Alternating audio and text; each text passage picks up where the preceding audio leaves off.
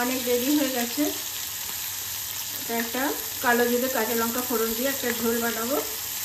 আর ভাত হয়ে গেছে, এখন ভাতটা বাড়বো। ভাতটা রেডি আছে। আর এই যে মশলা, নুন, হলুদ, লঙ্কা গুঁড়ো, আর একটু জল দেবো। আর এখানে কাঁচা লঙ্কা ছিঁড়ে নিয়েছি। আর এই হচ্ছে ফোড়নের কালো জিরে। এই হলো আমার মাছের ঝোলের ইনগ্রেডিয়েন্ট। মাছটা ভাজা হয়ে এলে, একদিক হয়ে গেলে একদিক পাল্টে দেবো। যে আমার মাছ ভাজা হয়ে গেছে। আর তেলটা একটু বেশি আছে, অতটা লাগবে না। তো আমি মাছের তেল একটু উঠে নেব। মাছের তেল দিয়ে গরম ভাত খেতে আমার খুব ভালো লাগে।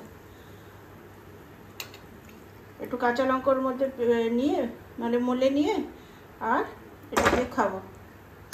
একটু তুলে নিলাম। ঠিক আছে, এখন দিয়ে দিলাম কালো জিরে ফোড়ন।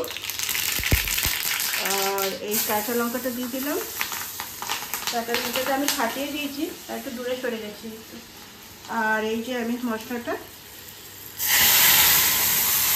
দিয়ে দিলাম। একটু ফুটে উঠলে মাছটা দিয়ে দেবো। ব্যাস, নাও মশলা এই ধনে পাতাটা দিয়ে দেবো। এই যে কালো জিরে ফোড়ন দিয়ে পাতলা মাছের ঝোল রেডি। আর ভাত বেড়ে নিয়েছি।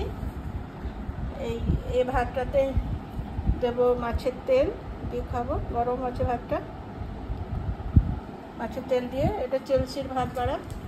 ওকে দই দেবো। ওর দইটা এখন খুলবো। এই দই রয়েছে, দই দিয়ে ভাত খাবেও। আর এই মাছের তেল আর এই মাছের ঝোলটা দিয়ে